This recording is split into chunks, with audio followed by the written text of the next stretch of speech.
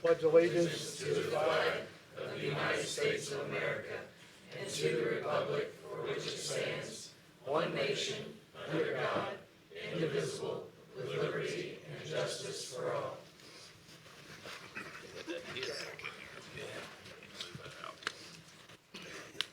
review the minutes from the April meeting. I didn't see anything. Anybody see anything in it? Danny, the only thing I saw on it was when Jeremy was talking about the fairground updates. It says that the track was tiled, and I think what it should have said was the horse arena was tiled. Well, track both of them was were, the too. track Was the was track tiled. too? Okay, Yeah, Everything down track was below. tiled. all right, very good. We didn't go through the track, went around it. Right. Everything coming off the hill comes down to one collection station. Then I didn't see anything either. Fixed what was. Nobody see anything, I'll entertain a motion to approve. So moved. I'll Rick makes a second. motion. Billy seconds. Any other discussion? All those in favor? Aye. Any opposed? Okay, Ms. Nobby?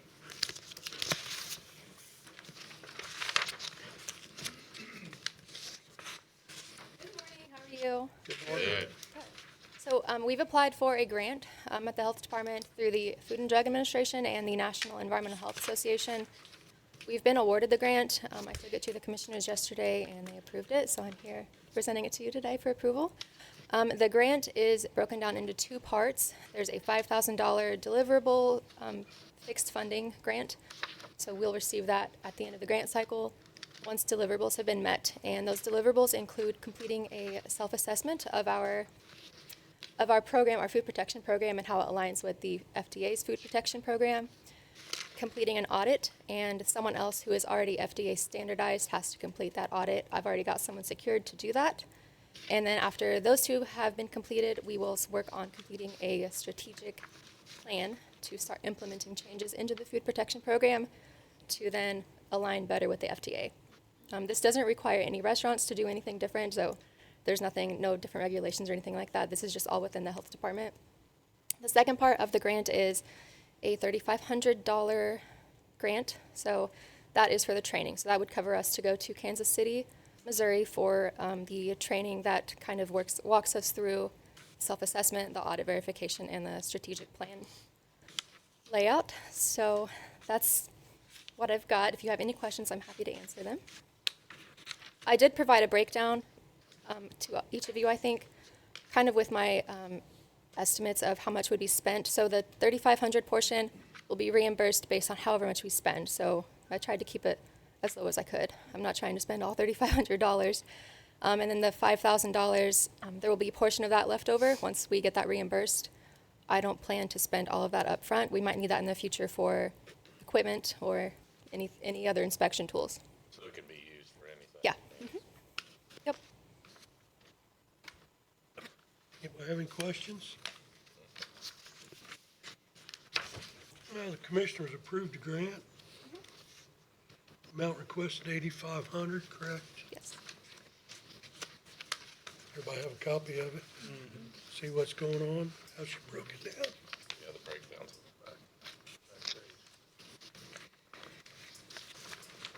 I don't know.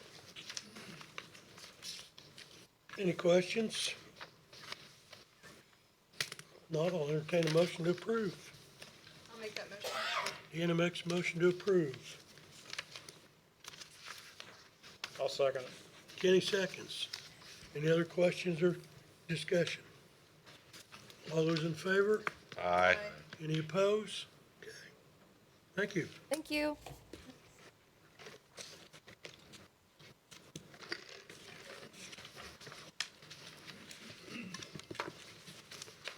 Pass it down.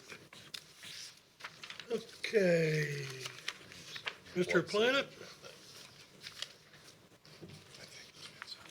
Good morning, and thank you for the opportunity to be here today. I'm Bretta Plamp, CEO of Decatur County REMC.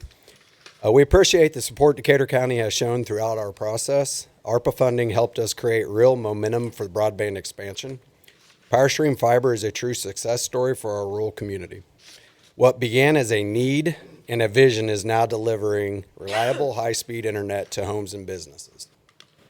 It's improving access to education, supporting local businesses, and strengthening quality of life across our community.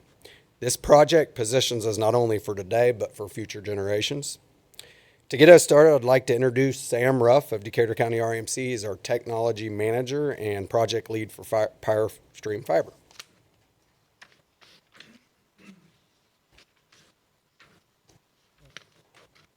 Can you guys? Yeah, we. Okay, that's we what have a got here. PowerPoint. Oh, okay. You're okay. This visual gives you a quick overview of the handout in front of you that shows the main areas where the grant funding was invested throughout the project. A large portion of the ARPA funding went toward grant preparation, engineering, and project management needed to build out the fiber to the home internet service. The first major opportunity in this effort came through Indiana's Next Level Connections Round 4 program. We submitted 6 separate grant applications. Since each application was capped at $5 million, taking that approach gave us the best chance to maximize coverage. Out of those 6 applications, 1 was awarded at approximately $4.67 million. While that award directly covered 565 unserved and underserved addresses, the infrastructure required to reach those locations did pass more than 1,400 homes overall. Another important part of this process was verifying broadband accuracy and confirming address eligibility.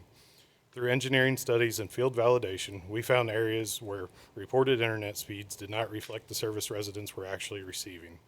Because of that, we submitted challenges for 305 addresses, and 261 of those were accepted, restoring their eligibility for future BEAD funding. That work helped make sure rural residents were not left behind because of inaccurate reporting data. As we look at Phase 1, we're proud of the progress that has already been made. Mainline construction is complete, customers are actively being connected to the network, and we're already seeing local impact through community support. Most importantly, we're seeing what better connectivity means for homes, families, businesses, and rural areas that previously had limited options. From the beginning, one of our priorities was to make sure fiber internet remained reliable, affordable, and easy to understand. Our packages are built to meet a range of household needs while keeping pricing simple and transparent with symmetrical download and upload speeds. Plans start at $64.95 per month for 500 by 500 meg service and go up to 2 gig by 2 gig for $109.95 per month with no data caps. Looking ahead, Phase 2 of the project will be supported by an additional $7.1 million through the BEAD program. This phase will allow us to serve 889 additional unserved and underserved addresses while building infrastructure that will pass approximately 2,800 homes overall. At this point, we are awaiting final state contracts and environmental approvals before construction can begin. In the meantime, we've received approval to begin purchasing materials, which helps us prepare to move efficiently once those final approvals are in place. Phase 2 represents another major step forward in expanding broadband across the rural communities and continuing the effort to bring reliable fiber internet to more homes throughout our area. At the end of the day, the ARPA funding created momentum that went far beyond a single project. It positioned our communities for long-term broadband expansion, improved our competitiveness for future grant opportunities, and ultimately leveraged $11.8 million in additional investment for our communities from grant dollars. Most importantly, it helped create a stronger foundation for economic development, education, healthcare access, and future growth in rural areas. We appreciate your continued support and the role you played in helping us make this progress possible. I would like to thank you.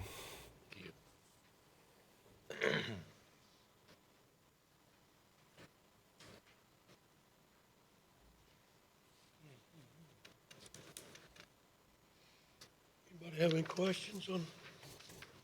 Can you go back to the first map? It's kind of hard to see. Yeah, it's awful small, I know. It's Sorry, I closed out. Roll Decatur County on there, see what.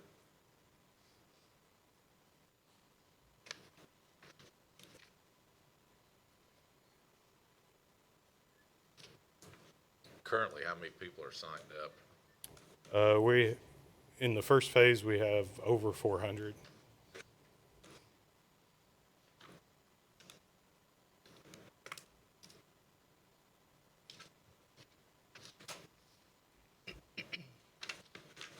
This map here, is that what you're talking Yeah. about? So the light blue area in the bottom right is part of it was phase what? one. That was the grant that we were awarded. We applied for each of those different colors and it would have covered the entire Decatur County if we were awarded those. Where's the county line on So it's a diagonal line, kind of runs through the orange. I don't know if there's a pointer. Yeah, I don't know. So you're gonna start in Ripley Ernie, County. I think maybe the. So our connection was in Ripley County and came up into Decatur County, yes. So what I'm looking at, most of the 500,000 we gave you was spent on administrative and engineering and things like that. So it really wasn't spent in Ripley County directly. Indirectly, yes. Yeah, it wasn't spent on the wire that's hung up on the Right. poles. And it came from that area anyway, right? Yeah, that was our That's where- connection point to the internet. You have to go through Ripley County to get to. You teamed up with who? SEI, is that? SEI Communications is our partner. Okay.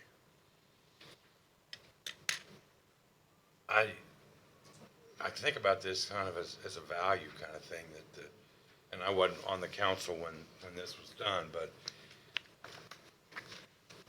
the area that you've got served up there with Bead or Next Level was a good portion of Ripley and Jennings. Is that Not Jennings. not Jennings, but Ripley Ripley? and Decatur County. Okay, is what it is. so has Ripley come to the table with any sort of support for any of this, like Decatur County did? Going forward, because I've heard that they said, no, we're not gonna do that. We did not get direct grant funding from them, but we did get the tax abatement and letters of support from them. Which you would have gotten from us, from Decatur County as well. And some of those 400 are Ripley County Yes. people, right? Yeah. We did not Comes to choose that. where we got to start. The grant chose. Where So to the go. grant chose where we actually started at.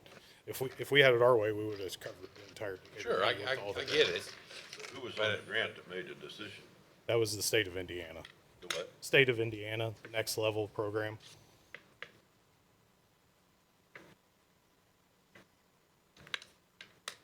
I just want to be certain or want to bring up a discussion maybe about what did county taxpayers receive for the $500,000 that was thrown into the pot for that?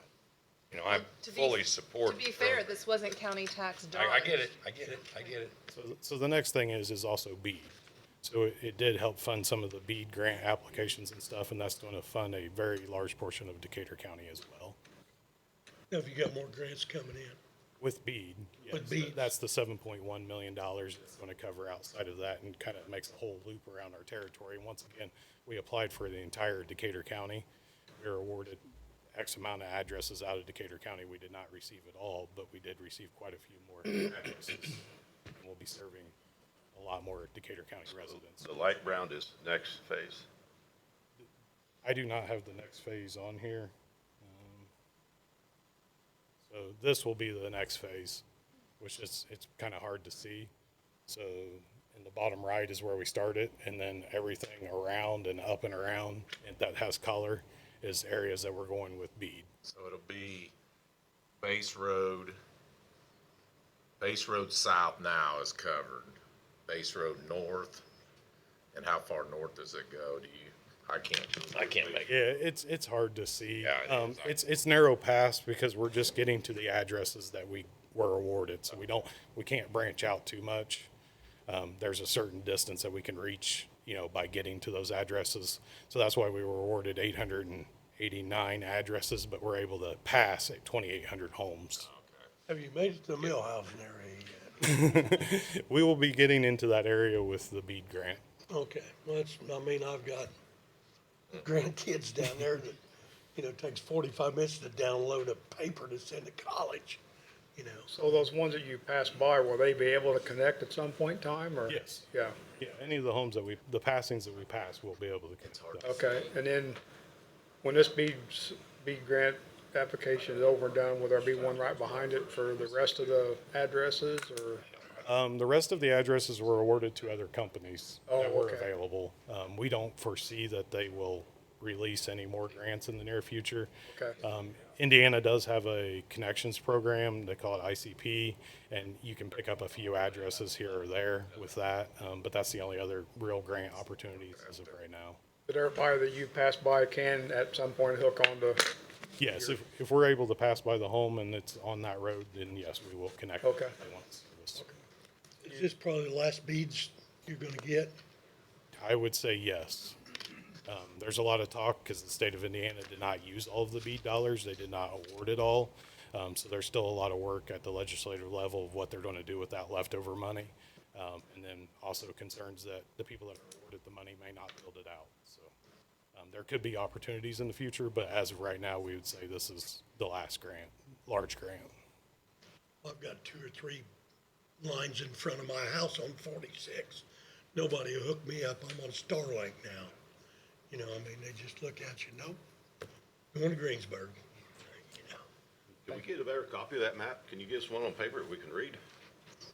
All this money we spend? Yeah, we can provide that. Appreciate it. Actually, on the website too, if you get on our website, there's, actually, it's address level, so you can go on there and see like by address, if it was next level or if it was.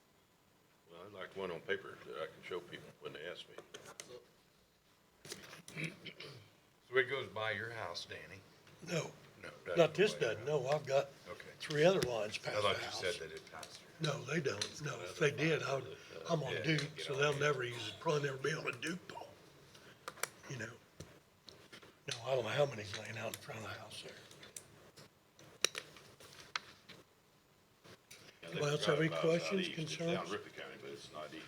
Do what? It don't come past my place either.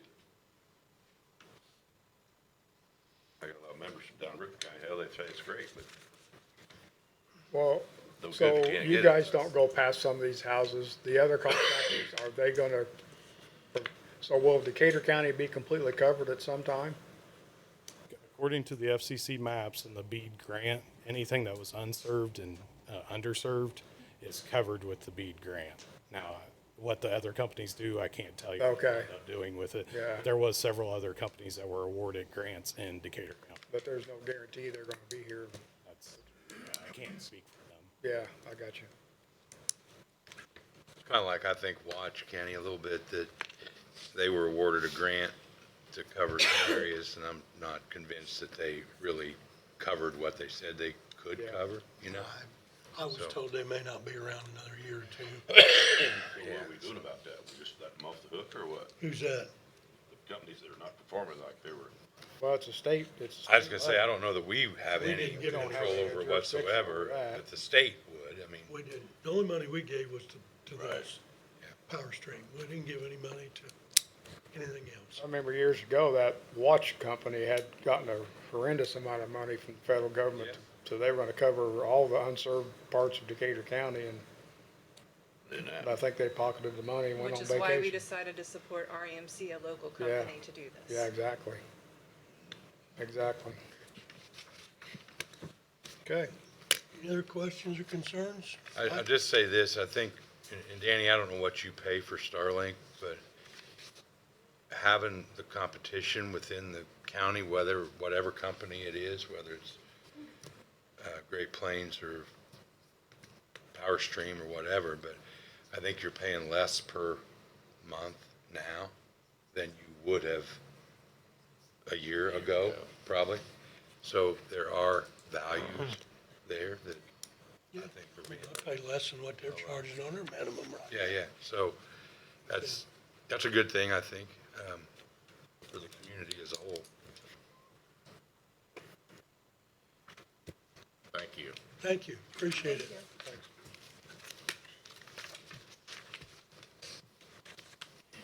Unless there's any questions from anybody else. Okay, Sheriff? Morning. I have a couple requests here to pay for a couple of items out of commissary.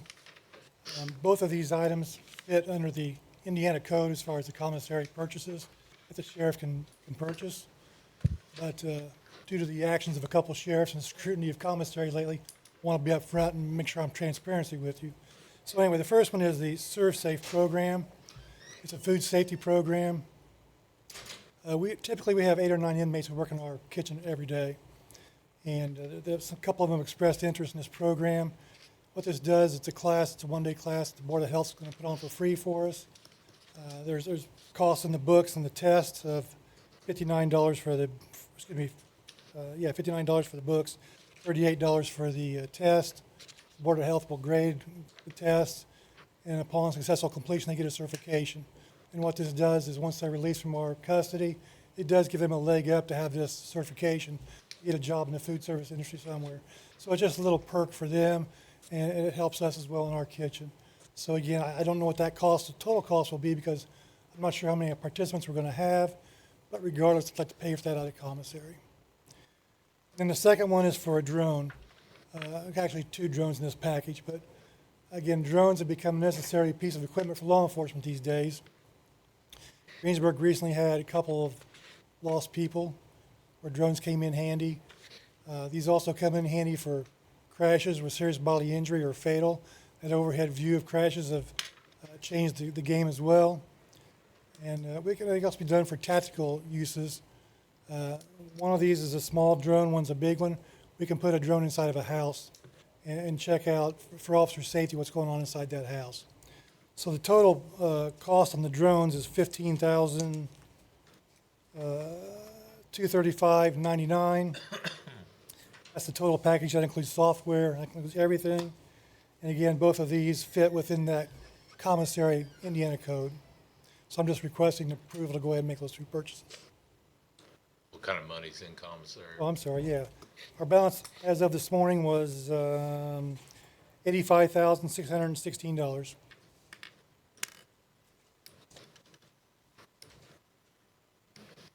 I'll make a motion, we align.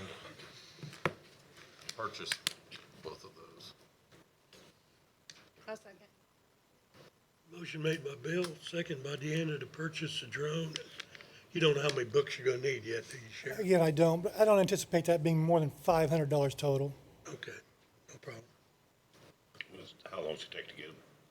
The class, How long before you have them up and running, the drones? drones, you got an idea on We'll that? have the drones in 4 to 6 weeks, and then we'll, the operators, of course, through the FAA is 3, and we'll send, we have 2 certified crash rig instructors.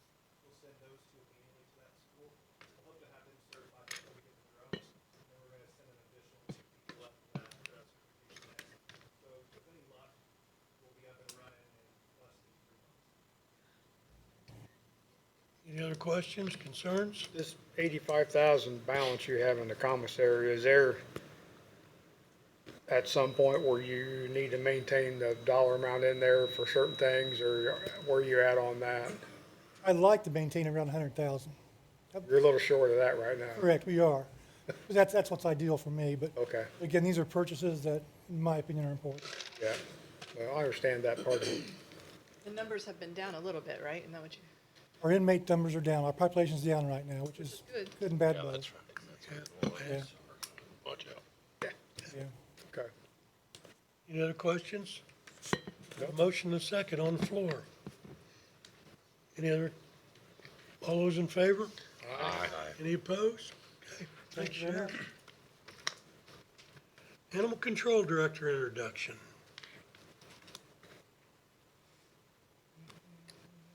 I don't have a name, sorry. That's why the introduction, I guess. Yeah. Good morning. My name is Matthew Spear, and I just started as the Animal Control Director last Monday. Previously, I was a kennel technician at the Greensburg Decatur County Animal Shelter in 2019. And for the last 6 years, I've been working at a rescue in Colorado while I completed my master's in communications for nonprofits. I was a community engagement manager previously and the assistant director, executive director. So yeah, I'm happy to be here. Again, just getting to know everybody and just started. So Are you a local? yeah, I went to North Decatur. Yeah. Yep. Graduate from North End. Very good.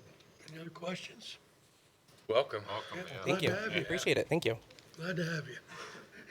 Okay, Mr. Paisel. Good morning. Just to talk a little bit more about Matthew there, he does bring a lot of experience in the grant funding, not-for-profit world on trying to go and actually find funding that's available through other resources. And with where we are right now with the animal shelter, reaching that no-kill status, where we're actually going to be looking at potentially building a new shelter if we can get the grant funding. I think his experience in that area of going out and knowing what grants to look for and how to apply for them is going to be invaluable. I think that's one of the biggest benefits that he can bring to the shelter. So I'm here today because during the hiring process, and I know that Ashley, while she's not here today, had kept you guys informed that in the first round, the salary was not sufficient enough to be able to actually get applicants for the shelter director position. And so she had come to us and asked if they could increase that salary. And so based on that, I'm here today to ask for the salary director's spot for the animal shelter to be increased to $50,000. That total increase would be $8,484 on the salary. FICA would be $649.03. PERF would be $950.21. So the total for the increase would be $10,083.24. $10,083.24. Looking at the budget for the shelter, it looks like they're on budget for the total staffing requirements. Through just a couple days ago, they were at 66% of the budget remaining, which as we sit here in the middle of May, they're right on schedule. I don't believe that looking through their budget that they would have a sufficient amount to cover the increase in FICA, PERF, and the salary, so there would have to be an additional there. I know in talking with Ernie, he had asked if this would alleviate the need for some of the overtime requirements. I don't believe that that's necessarily the case. When Mindy was here, we still had overtime requirements. We still had to pay part-time workers as well. So I think that we're really in a position, the same position that we were in before. We just weren't able to actually attract qualified candidates for the role with the salary that we had in place before. Unfortunately, this is the trend that we've seen over a number of different positions that we've hired, from the communications director to parks department. Unfortunately, that's the trend that we keep seeing. And so that's why I'm here today, is to ask for that increase. How do we eliminate overtime?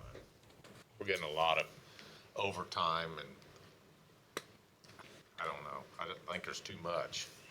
There is. I think that the big benefit that we have had over the last couple of years is the Friends of the grant that they had received. The bad thing on that is that grant expires at the end of 2026, and it was a one-time grant, so they will not be able to apply for that funding again. So hopefully between the Friends of and also Matthew's experience with finding funding for animal shelters, that will be able to replace that funding. I know in talking with Ashley before today's meeting, they were going to discuss during budget session of trying to bring at least one of those individuals that was funded through the Friends of grant in onto the Decatur County budget, was what she had indicated. I don't know if that's possible. I mean, that's obviously up to you guys. But we will have to look for additional funding to cover some of those costs. Just for clarification, that is the Best Friends grant, not Friends of. Sorry. It's a 3-year grant, Best Friends grant.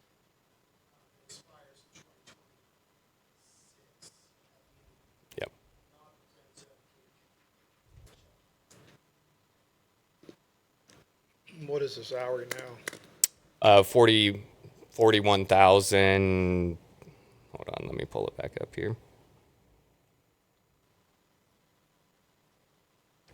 It'd be $41,516.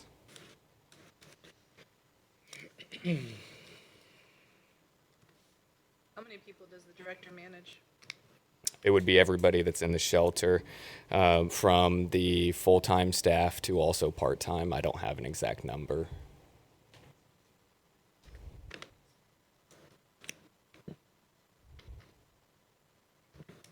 we gotten Chris's salary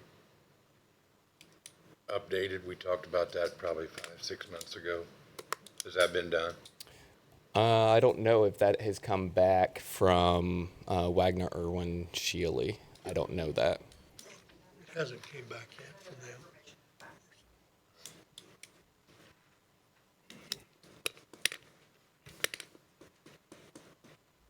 Any other When do you discussion? expect that back? Now, is this a non-exempt? Did I read that right? This is non-exempt, correct? Which is surprising, being a director position. I mean, when you're talking about overtime. Well, the status changed. Yep. Is that the reason it's non-exempt now? Because it went from whatever. Always. It moved in the classification. As far as, so it moved from a 2 to a 5 based on the new job description. But it's still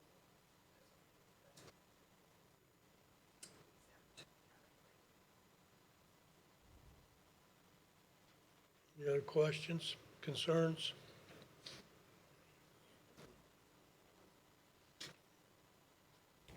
Is this something we look at budget time? Do what? We have an hour. They want to do it now. Pretty sure he was hired on at I that just- rate, yes? That was my, Yeah, it was, Ashley had brought it to us during that hiring process. So I apologize because, I mean, when I was making the phone calls, talking with all of you before today, I was under the misunderstanding, I guess, that it had been brought to you guys. So that's my fault because that number had been brought to us during the hiring process to attract qualified candidates. So that's my fault there, Ernie. we didn't. Yeah, that's approve anything. that's my fault. I just think we're doing things backwards a little Yep. bit. No, I completely understand that, and I I'm not don't saying he's not worth every penny. I of it. don't disagree with you there. I mean, it We're was doing that things was backwards again. that was my fault for a misunderstanding that I didn't realize because I know Ashley's on the board. She had brought it to us, so that's my fault. Yep. Any other I feel like questions? we have a whole lot of option here. No. No, I don't think we got any, we've been forced in a corner. Hire somebody in at a certain price, you gotta pay them. Yep. So, And that's not the only ones we need to look at either. I'll entertain a motion to approve. I'll approve it. Rick Or makes a I'll motion. make that motion. Excuse Rick me. makes a motion to approve. I'll second it. Deanna seconds. Any more discussion? All those in favor? Aye. Any opposed? Okay. I'd like to ask if you could, I mean, when you think about some of this communication of what you bring to the county in regards to, if, I'll just use this number, if we're paying you $50,000 and you bring in $150,000 of grant and all that kind of stuff, that is great information for this group to have and the commissioners to have. And it just adds value, just like the Parks Department, tournaments, all this kind of stuff. And it really allows us to support good people, good salaries, all that stuff, because you're adding value to it. So we had set, and we agreed to them at yesterday's meeting, metrics to evaluate the first 6 months for Matthew. And so we had sent, we had the animal shelter board send us their ideas for what these metrics should be for the first 6 months. And then we had added some thoughts of our own to them, sent them back for some additions or corrections from the shelter board. And some of that was communication, public input, public involvement, and then also obtaining that different grant funding, as well as increasing the communication between, the county, the city, and the public. And ensuring that we have the cooperation between law enforcement, your local entities that are served by the shelter, so that we can increase just the awareness of what the shelter is doing. The city still pays half of that. Correct. Correct? Yes. They're on board? Yep. with all this? We are going to go talk to them about that. So yeah. Yep. Good luck. I know. Okay, Mr. Ortman. Good morning, ladies and gentlemen. Morning. So I'm here, we'll be applying for 2 different grants this year. I have been to the commissioners, got their approval. One will be the community crossing grant that we usually put in for, which is $1 million grant. It's a 75-25, county 25%, state 75%. They do the funding changes. So basically, the community cross grant runs about $300 million. So with new legislation, they busted that in 2 pots. One about $200 million, one about $100 million. $200 million will be distributed to counties that have wheel tax. So we will be getting an automatic distribution coming down, okay? The other $100 million will be in this community crossing grant. The amount we receive in distribution will be deducted from the $1 million we're eligible for the grant. So if we get $750,000 eligible, already down distributed, we're only eligible for $250,000 in the grant process. So I'm asking for the financial commitment to proceed on whatever we can forward. I mean, what we're allowed to proceed with when it's announced how much we need. So that'd be the first grant. I'm asking for the financial commitment letter. Community crossings. Community You crossing. know how much is in the wheel tax? 200 million, we don't, they have not told us what our distribution will be. So they have not. So, You have to have wheel tax to get that. yes, you have to have wheel tax to get it, yes. So it's only with the counties that have wheel tax, let 200 million be distributed. How much? I Yeah, thought they went to 80-20. Huh? I think thought it's that was- changed. It may be 82, you're right, I believe you're right, yes, I believe you're correct, it is Because if 80. you have wheel tax, it's 80-20. Yes, I believe it started that last year, you're correct. If you don't have wheel tax, it might be 60-40 or something. I know the city's 50/50, so It's 50/50. 50. is what the city's, Started out, we got 100%, wasn't it? We Do first what? passed that, we got 100% back. When it first No, started, there was a no, it was match. 75-25. Now it's 80-20. So you put up 20,000, they give you 80,000. so that's the first one. The Just the second one is easiest a way to look highway at it. safety improvement grant. So what we're doing is proposing to run LiDAR. So basically, they will drive the county, and within this, they will develop a traffic safety plan, and we'll identify the areas like 3 inches greater asphalt drop-offs, signs that do not have enough reflectivity on them, locations that have guardrail or need guardrail, trees within the clear zone. It's all based on safety. So it's designed to be all data-driven, and it's designed to be systemic across the whole county, is what they're doing. It also goes as far as says, okay, this intersection configuration, you've had X amount of accidents at over the last 10 years. Where's other intersection with the same geometry that maybe we can get out ahead of it with signage, okay? So that's the first part of the grant, all right?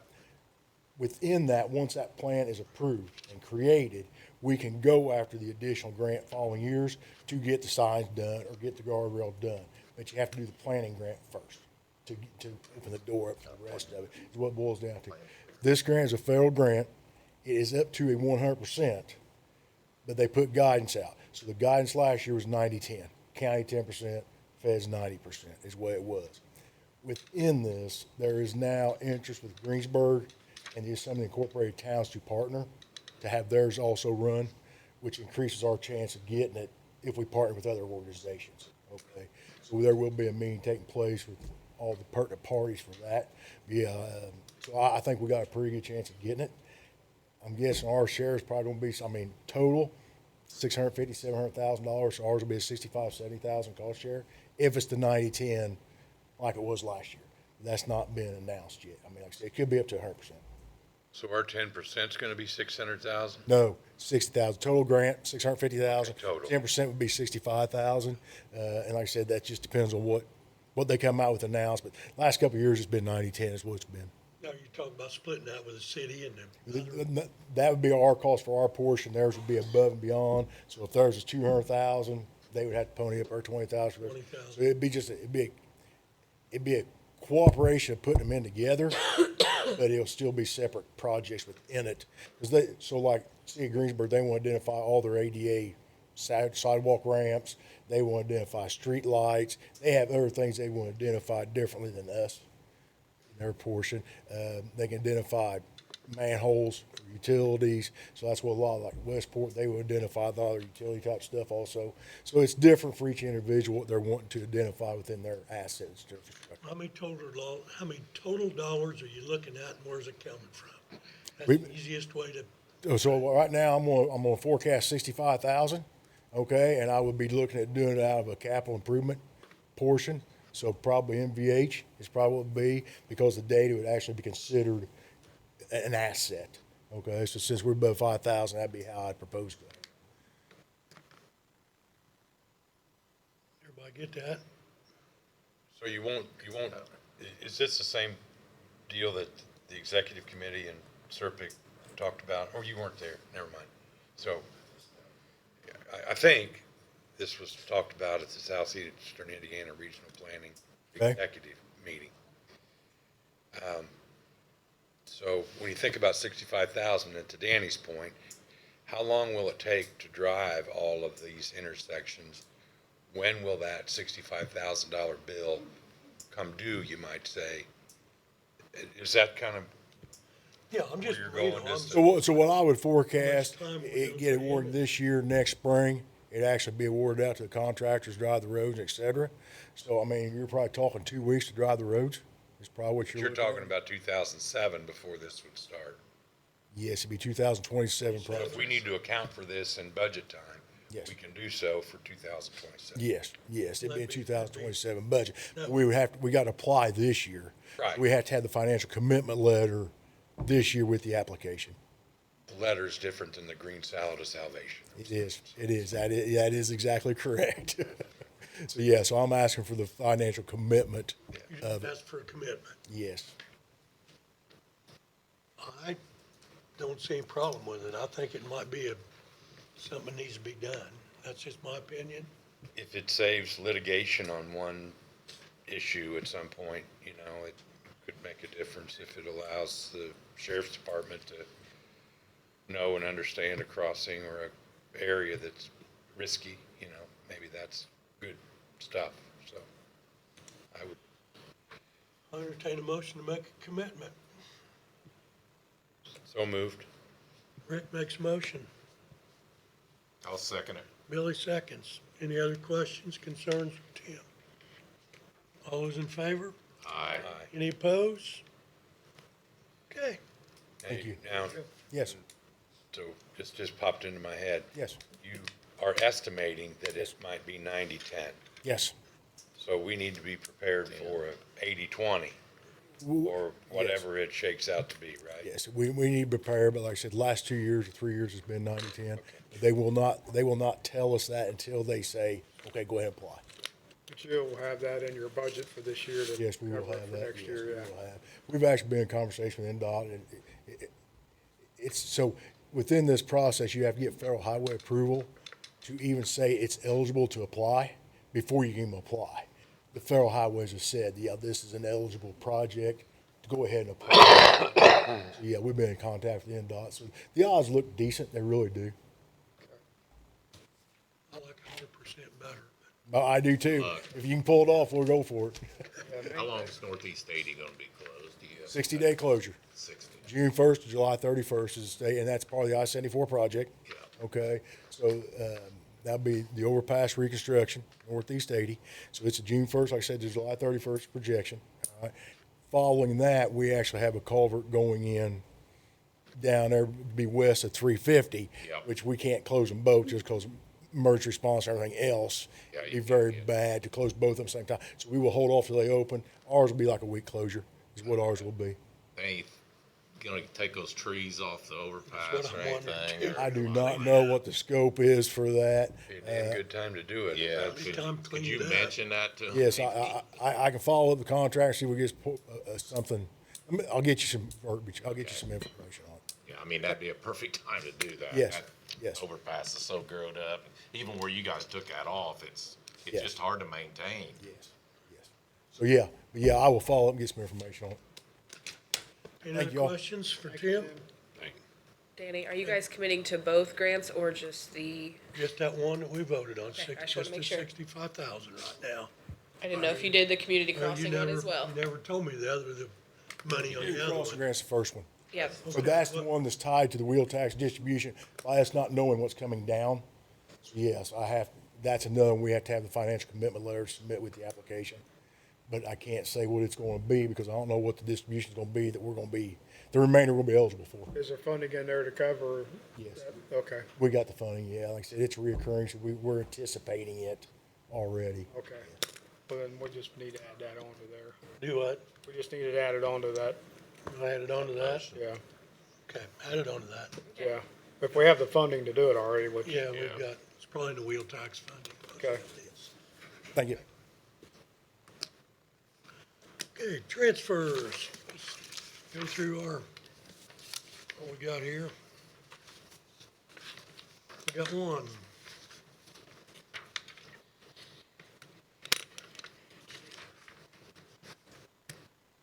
$4D, $600 to cover summer conference and child support. Make a motion, we approve them. Bill makes a motion to approve. I'll second. Ernie seconds. Any discussion? All those in favor? Aye.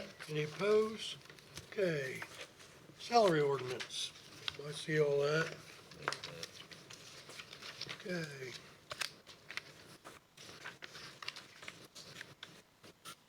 This one we voted on last meeting. For the clerk. I think we did, didn't we? If it's the increase in pay for the Yeah. bookkeeper, yes, we voted on that. It was in the Yeah. minutes to approve that. Went from 2170 to 2278. Yeah. Yep. Okay, so it's just a Just need a just signature of it. formality to make sure it's in there, okay? So I'll entertain a motion to approve salary ordinance. So moved. Rick makes a motion.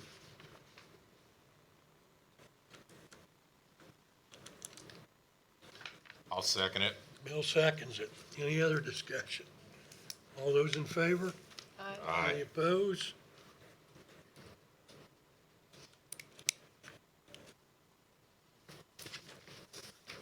Okay.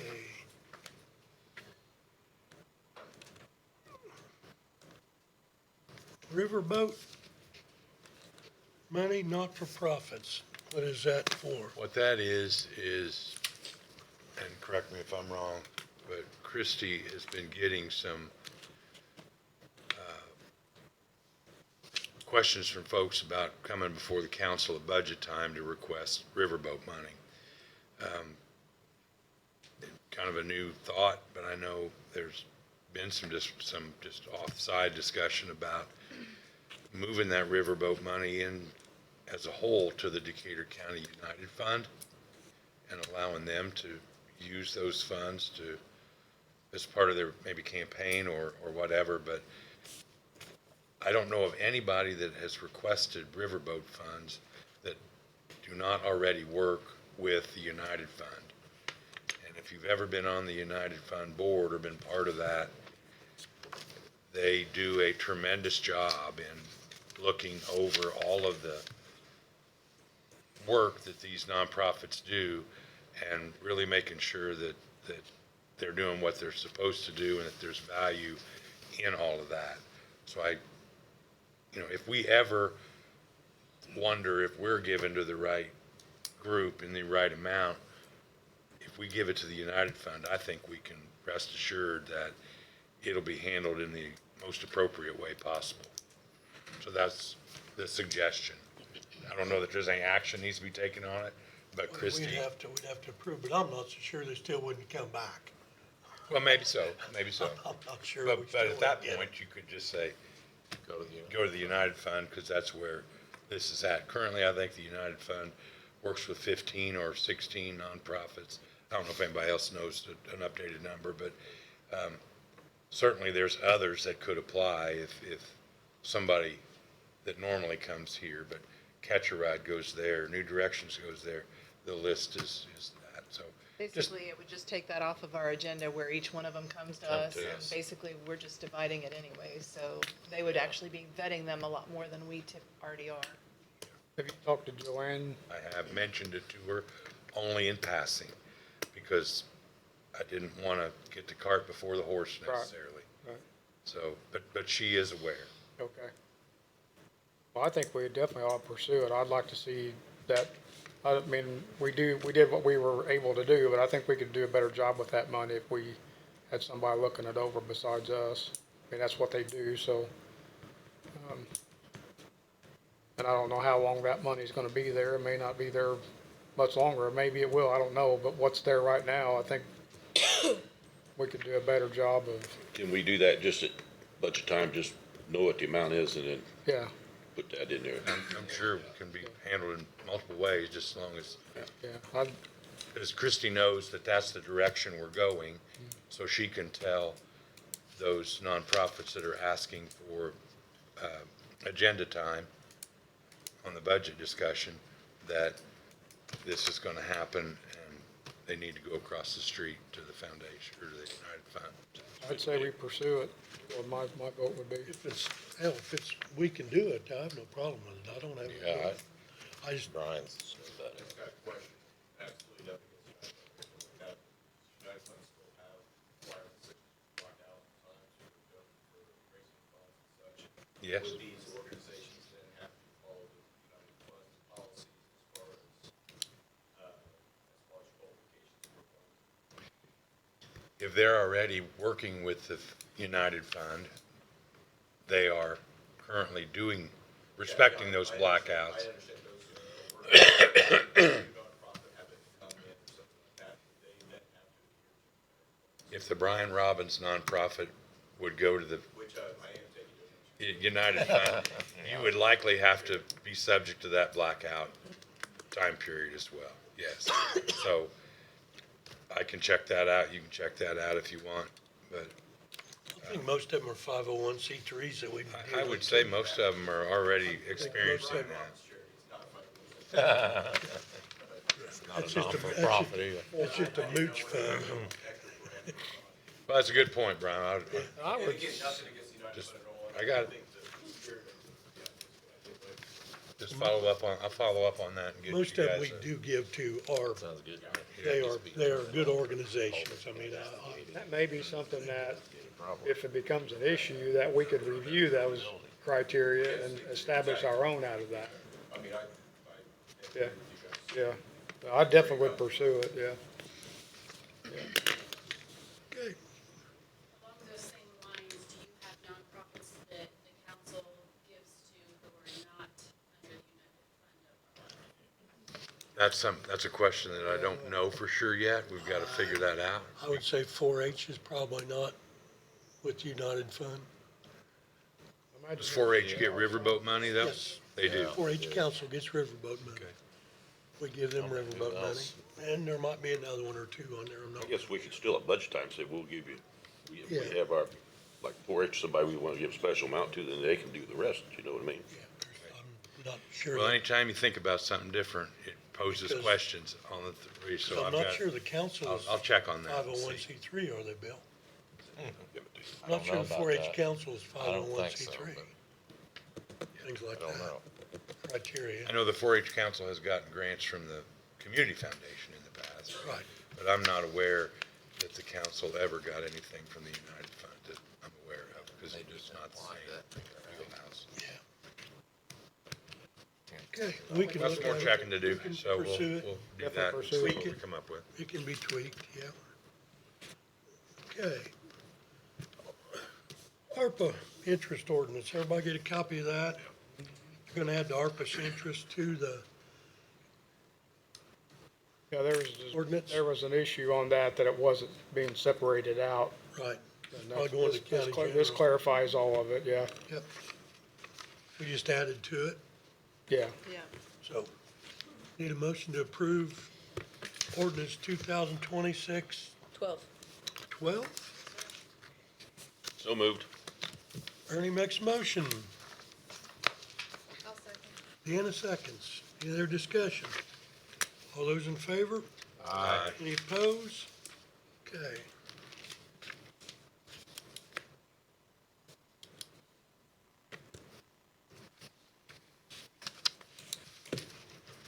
Okay, well, they're signing.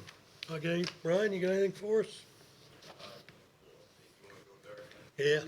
Can I jump in there? I catch you Dickens when you're not up there talking. Real quick, I updated the commissioners. Biggest thing from the Ready field is the $2.9 million grant that the region received from the Lilly portion of Ready. That's in addition to the $30 million that we've already received through the Ready proper. And that 2.9 is to go towards blight removal and addressing blight in the region. We've been working with Shelby County and Rush County. Batesville apparently doesn't have much blight, but we're working with the other two, both of which who have established blight programs, and kind of see how we can build something in the region to last beyond this and be able to go around and address, dilapidated properties and such around within our region. So that's a plus.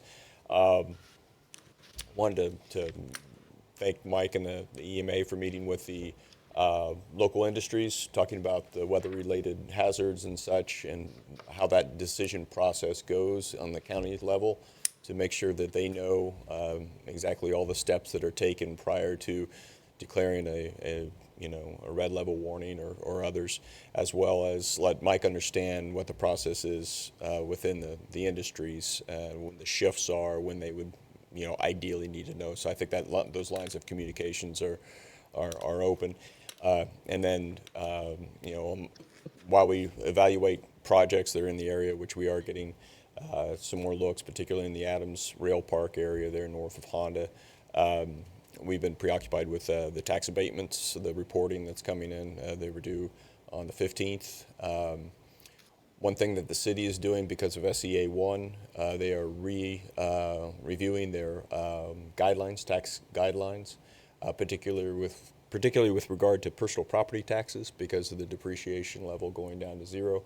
I would say this is something that maybe the county looks at. I know it's kind of nothing been set in stone the way you guys review tax abatement requests, but having a set of guidelines to go by and a scoring kind of takes that subjectivity out of it, and it's been quite successful with the city.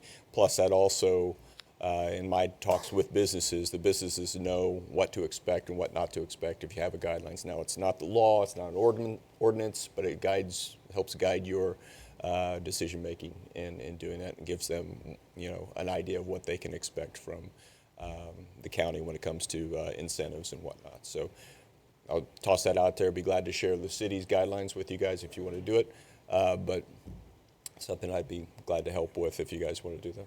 Find us some templates. I think me and you went through that one time before, Yeah. didn't we? Yeah. But yeah, it'd be nice to have some templates on other counties, even if it's other counties. And Sure. plus what the city's got. There's a lot of adjustment going on because of SEA 1. That's going to have an impact. Obviously, anybody with equipment that is valued $2 million or under aren't even going to be paying personal property taxes. So that's going to be a benefit to some of the smaller industries. But I think Delta and Nipro are the only two that the county has out. But any further expansions, that's going to need to be taken into account. Battery storage yet? That's true. We haven't done it. Did we do it? I don't think We did. Yeah, we did. Yeah, we did. We established it. It's just they haven't had to report yet or anything like that. How's the St. Paul deal going? Is it? It's still process? moving. Yeah, they want to move forward. We're going to get some new numbers, new investment numbers, which I think I shared with you are going to be Yep. higher than what they originally Should go up a little bit, shouldn't it? should. Yeah. Hopefully. Yep. So steady as she goes on that. Thanks, Brian. Thank you. Thanks for all the work you do, seriously. Dawn, you have anything for us?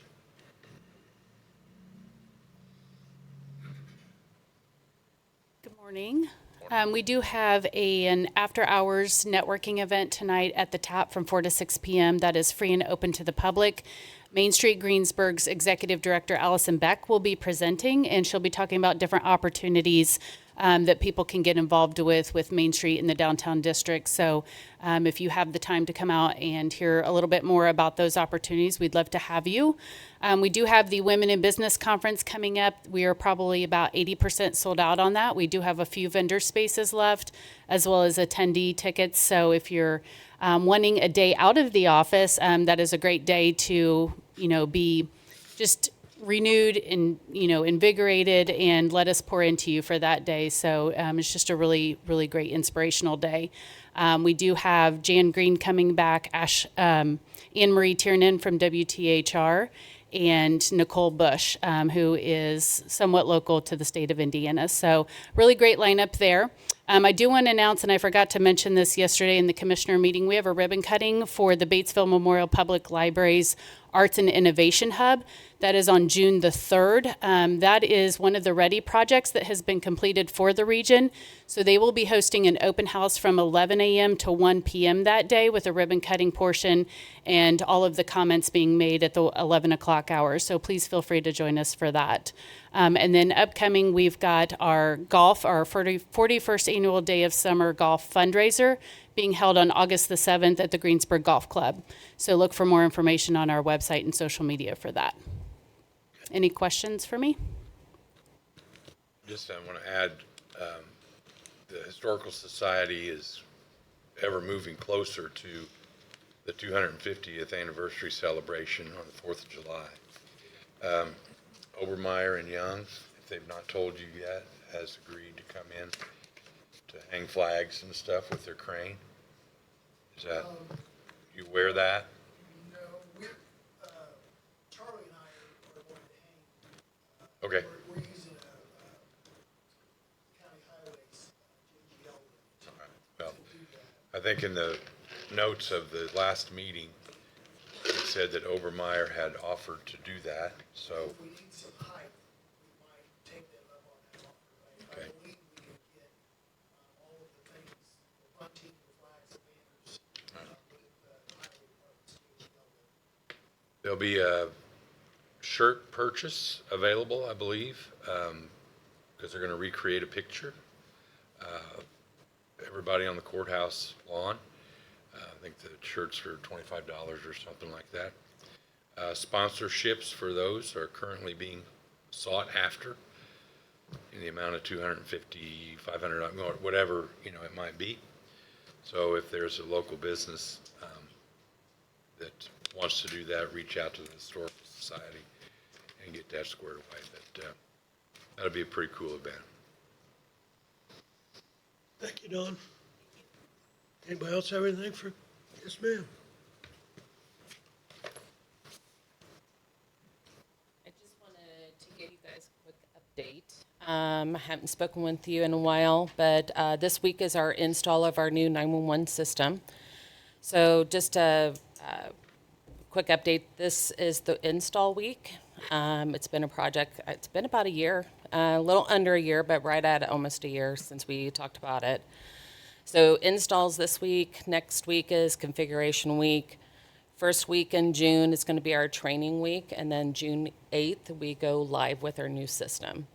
So we're really excited. A lot of new things coming to 911.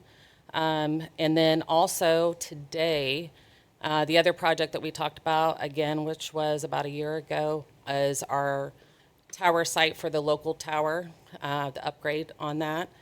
Hopefully today, after our last piece of equipment, today could be up and running with that new communication at the local tower site. So just wanted to give you that quick update that 2 projects hopefully reaching finalization here real soon. So the other thing, obviously, when you reach completion, it also comes money. So you guys approved that money last year, but because the projects weren't completed on the 911 within the calendar year, it went back into our general fund area. So here within the next month, you'll see me do a transfer. Those monies had already been requested, but I'll have to do another request for it to go back in, just so you'll see. So I'll have to get with Christy to do another advertisement to move those monies back again. Sure it's all advertised again. Yes, We yes, went through that last year. yes. Okay. So I just wanted to remind you so you would see that money go back and make sure you understand what that was for. So, okay? Sure. Thank you. All right, thank you. Anybody else? Got anything for us? Danny? I want to give you a quick update of what's going on in veteran services. Go right ahead. A lot of people don't know that I'm there. Slowly, word's finally getting out, and more people. Abby's husband came and saw me, so we got him taken care of. Got several from the sheriff's department's been over, but So I'm just going to start from January 1, when you guys gave me the ability to become full-time. Since January 1st, I have processed approximately 159 claims for our veterans within the community or within our county. To date, 45 new veterans who have never done anything through the VA have come and seen me. A couple success stories. I've had one veteran, a Vietnam veteran, that is 90 years old, never did anything with the VA. His wife called me just asking, is there anything I can do to help them with just care? And I took it a step farther. I went to their home, got his story, got all of his information. Before he passed, he just recently passed, I was able we were able to get this veteran up to 90% before he passed. Not only did that help, but it helped his surviving spouse now have an income that's going to be coming in monthly to be able to help her. He didn't add her to his, he was a retiree from the military. She will receive no money from the military for retirement. He did not add her as a benefit for her. So this extra money is going to help her. I had another Vietnam veteran who's been struggling cancer for a number of years. Didn't think he was eligible for anything. They came and saw me. They were really looking at, the daughter came and saw me and said, we are just planning for his funeral. What can we get for his funeral? I heard their story, went to their house, gathered all the information. And that veteran is now at 100% from his injuries and all the cancer treatments that he's doing. A very big success story, again, for veterans in our community. Another one that I got, this gentleman, a Korean veteran, lost his eyesight recently, finally got it connected, service connected, lost his eyesight. We're going to be able to get him a grant for about $126,000 to renovate his house to make it more handicap accessible for him, to make life easier for him and his wife. I've been speaking at, going to be speaking at Aspen Place. I just did a thing for United Funds to show what we do. I'm going to speak at the Westport Memorial Day service. We're doing a lot of great things over there, and I don't see it changing. I don't see it slowing down. I see it continuing with where we're at. And I just want to say thank you for giving us the opportunity to serve our veterans. There was a quote that I saw this morning that I just wanted to share because I think this is great. It says, "A nation which forgets its defenders will be itself forgotten." And that's on your thing right outside our own memorial thing outside of this courthouse. So just thank you for what we do. Thank you. Thank you. The VA was so good to my dad. The VA was really great to my dad, but we had to go through Rowdybush to get it all done. That was the biggest thing. They redone his house, redone the bathroom. They redone a lot of things for him, but we didn't have the local support. I wish I had local support back then, like you got now, so. Okay. Anybody else? Doug, you got anything on the comp plan deal? Since we last met, we had the Big Ideas Open House, and there was 20 people that attended, 10 at lunchtime and 10 in the afternoon, and then we had 75 surveys that came in from the time that the Big Ideas Open House. Those surveys opened up then, and then they closed this past weekend. Not quite the numbers that we would have liked, but it's kind of become the norm. We will have our next steering committee meeting on June 4th, and that we'll start putting some action steps together to start creating the draft for the comprehensive plan. Also, since we last met, the battery storage facility, their plan review has been completed. It was a few weeks ago, and then they've submitted their permit fee. So we have issued a full permit for the construction of the battery storage facility. So that's moving forward as well. Have they started up there? Yep. Is that survey still up? The survey for the just comp? closed. It just closed? Yeah, it just closed on Monday. Okay. But everything's looking good on the comp plan so Yep. far? Yep, it sure is. Doug's done a great job on that, I guarantee it. That's probably been one of the biggest projects he's had hold of. Well, maybe second biggest. Just taking care of everything else, is it? Yeah. Anybody have any questions for Doug? Thanks, Doug. All right, thank you. You're doing a great job. Anybody else? Come up here, Gary. Tell us what's going on. Just want to give you guys an update on the building, our storage building. We had all the prints approved, ready to send out for bid. The sheriff was talking about maybe building a storage building from them. Commissioners asked, could we attach that to our building? So we are basically starting over with the prints.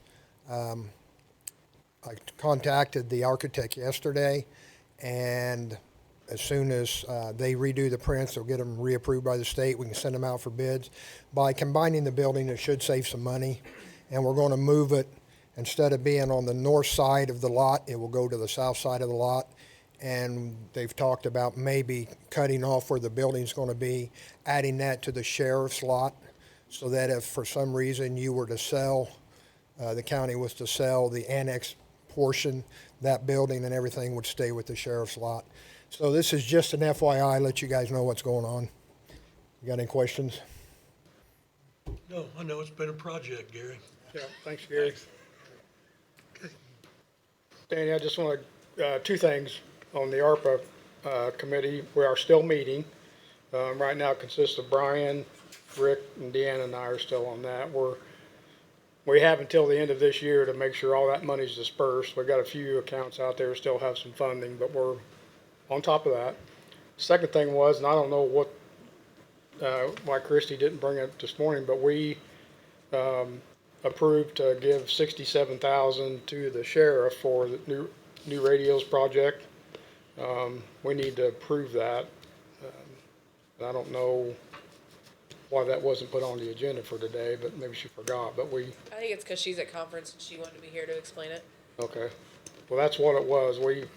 That's, the interest account is what we have left, and we have that forever. So we're monitoring that and then taking requests for those funds, but that $67,000 will come out of that interest money, which we have sole discretion to spend that. There's no state attached to it. And we don't have a timeline on that. We don't, there's no timeline on that. That's just something we've accrued, and we'll continue to draw the interest on it, but we want to spend $67,000 out of that to help the sheriff get new radios. Well, will it have to be advertised? No, it doesn't, I don't think so. That's our fund. I don't know. It's interest money. Be safe. Yeah, but anyway, Safe. we're bringing $67,000 to the council to approve that whenever Next that has to meeting.